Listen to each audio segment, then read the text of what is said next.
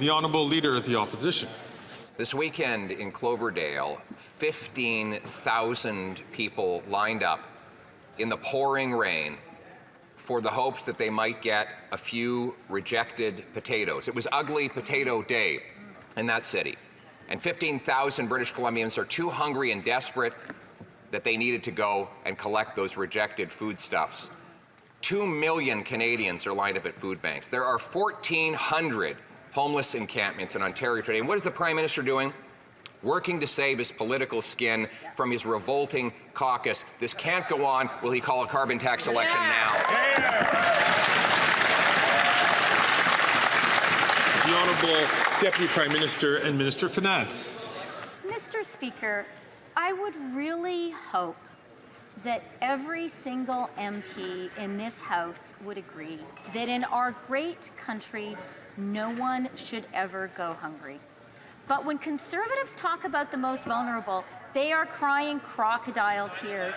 And how do I know that, Mr. Speaker? I know that because they have had the gall to vote against a national school food program, a program that will feed 400,000 Canadian kids. How can they look themselves in the face when they oppose feeding Canadian kids? Yes, that's right. The Honourable Leader of the Opposition.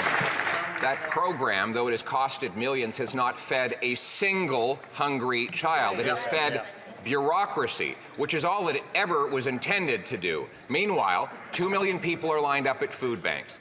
We've got 15,000 people that will line up for a, quote, ugly potato because they can't afford to eat. We have diseases like scurvy that are back. And 1 in 4 kids go to school hungry after 9 years of this Prime Minister, yet his priority is saving his political career from his revolting caucus. This cannot go on. Will he call a carbon tax election today? The Honourable Deputy Prime Minister and Minister of Finance. Mr. Speaker, the Conservatives are damning themselves with their own words. I was at a school in downtown Winnipeg on Friday.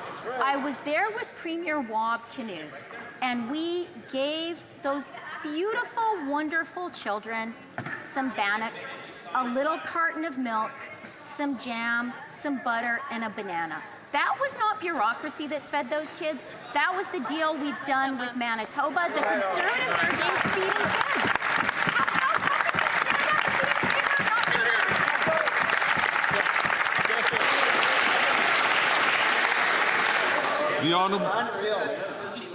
The Honourable Leader of the Opposition. Are you kidding me? She says that the Canadians should be happy that while 1 in 4 kids go to school hungry, while 2 million people line up at food banks, while scurvy is making a comeback after 9 years of this government, Canadians should be grateful that she showed up with a few snacks and a photo op at one school. Mr. Speaker, this is the same finance minister who has just blown back $7 billion past her deficit target, meaning more inflation and higher rates. Meanwhile, the Prime Minister hides in the fetal position under his desk. Will he call a carbon tax election now?